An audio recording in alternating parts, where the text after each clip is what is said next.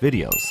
For this list, we'll be doing something a little different. We'll be alternating between 5 of the best and 5 of the worst Power Rangers team-up episodes, based on the writing, execution, and how they represented the teams. Fair warning, if you haven't seen any of these crossovers, there will be spoilers. Status, TJ. Looking good, Andros. All systems go. Number 5, worst, Time for Lightspeed, Power Rangers Time Force. And who are you? Carter Grayson, Lightspeed Rescue, Red Ranger. Vipra, the princess of demons and bland acting, Curses. is back from the dead and enlists Ranzik's help to raise a powerful super demon to combat the Rangers. Thankfully, the Time Force Rangers get some unexpected help from some new friends, the Lightspeed Rescue Rangers. Show them what demon power can do. Honestly, this crossover would have worked better as a two-parter instead of a single episode, because everything felt incredibly rushed. We have no explanation as to how Vipra returned, and the big bad super demon is just another generic monster of the week that gets easily beaten. That being said, it was awesome seeing all 12 Rangers fighting side by side. The symbolic uniform exchange at the end was also a nice touch. This is excellent. Try it out. Number 5, best, always a chance, Power Rangers in Space. Need a hand? Thanks. Good to see you, man. After an accident during a monster attack, Carlos loses his confidence in his Ranger abilities. Adam, his Ranger predecessor, tries to train him, but to no avail. Later, when Carlos is under attack, Adam whips out his old, broken morpher and morphs into the Black Mighty Morphin Ranger. He was warned that using the battered device was risky, but he's more than willing to chance it, which inspires Carlos to get back into the fight. Adam, go! It's morphin' time! Go! Adam, don't do it! Seeing Adam back in black is plenty awesome, but what really drives this crossover home is the message. Sometimes, no matter the risk, you just need to take a chance and do the right thing. Adam, that was close. You okay, buddy? Yeah. Number 4, worst, Once a Ranger, Power Rangers Operation Overdrive. I'm Strax, son of Rita Repulsa and Lord Zed. When Lord Zed and Rita Repulsa's son, just go with it, unite the Overdrive villains to disable the Rangers' powers, 5 veteran Rangers are called in to take the fallen team's place. While the veterans are a breath of fresh air, the Overdrive Rangers are at their worst. They just throw in the towel as their actions apparently amount to nothing without their powers. We've decided to leave Operation Overdrive. They do come back eventually and destroy a monster in the most overpowered way possible before finally fighting alongside the veterans in the final brawl. Ultimately, this 15th anniversary team-up only helped establish an infamous season's reputation by failing to highlight the best of both teams equally. I took your powers away. That's what you thought, but once a Ranger, Always a Ranger. Number 4, best, Thunderstorm, Power Rangers Dino Thunder. Evil Power Rangers? How's that even possible? I thought we were the only ones left. So did we. Lothar escapes the abyss of evil and hypnotizes the 3 Wind Ninja Rangers into serving him. This catches Mesogog's attention, and the 2 baddies form an unstable alliance while the Wind and Dino Rangers clash. You must be lost, because I know we didn't invite you. Maybe you forgot.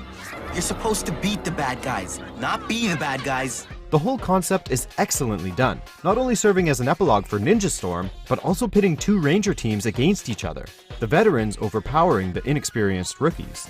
Fortunately, Lothar's spell is broken, and all 11 Rangers band together to drive back the unholy allied forces. Ranger power. In the end, the Dino Rangers bid the ninjas goodbye, promising to continue their work as Rangers. Meanwhile, Mesogog disposes of the fallen Lothar permanently. Say goodbye, Lothar. And this time, mean it. Number 3, worst, Clash of the Red Rangers, Power Rangers Samurai. Why, hello there. Another Ranger? An evil robot escapes from Corinth into our dimension to make a deal with the Nilox. Scott, the Red RPM Ranger, chases after him and ends up butting heads with Jaden and the Samurai Rangers. This movie could have been something intriguing with a conflict between Ranger teams of different worldviews, but the special suffered from a plethora of production issues. In my dimension, we've been forced to live in a dome city. The most glaring problem was how Scott is the only returning RPM Ranger, and how he's only been morphed due to contractual issues with his actor. He could only provide voice work under a pseudonym.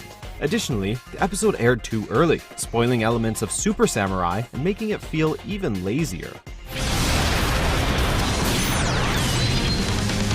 This is sweet. Number 3, best, reinforcements from the future. Power Rangers Wild Force. Be careful, guys. We don't know what these mute orgs are capable of.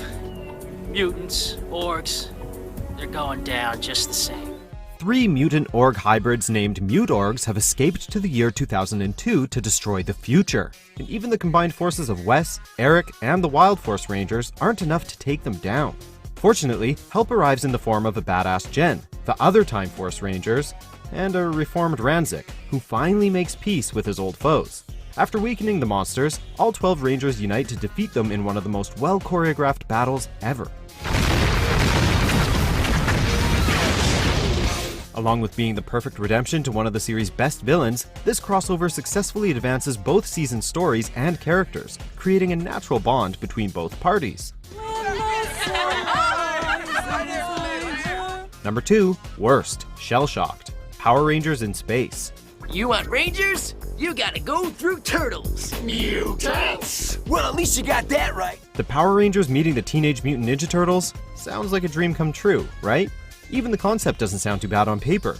Astronema brainwashes the Turtles to turn on the Rangers and hijack the Megaship. It could have been great, if it didn't involve the infamous live-action Ninja Turtles mess, The Next Mutation. Unfortunately, its reputation shows with hideous reptile designs, uninspired voiceover work, and horrendous writing and dialogue. I hate to rain on your parade, but we only have 4 Rangers. Not even the final brawl with both teams battling side by side could salvage this train wreck. Considering how critically acclaimed In Space was, crossing over with what's considered the worst Ninja Turtles series may not have been the smartest move. Number 2, best, To the 10th Power and the Power of Pink. Power Rangers Lost Galaxy.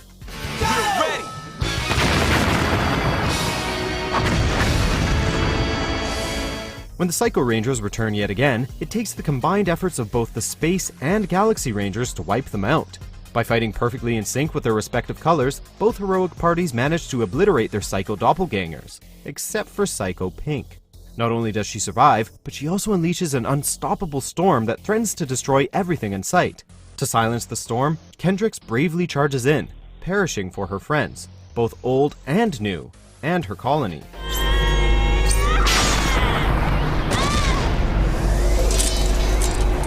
This crossover left a monumental impression, starting with a fun union between 2 great teams and ending with one of the most heroic tragedies in the series. It was an honor fighting with you guys. No, Leo. The honor was all ours. Number 1, worst, Legendary Battle, Power Rangers Super Mega Force. I knew it. I've dreamt about this. This legendary event had been building up since Megaforce's beginning, Troy having unexplained recurring dreams about an ultimate battle with 2 decades worth of Rangers fighting together. When the big day arrived, it was a super mega letdown.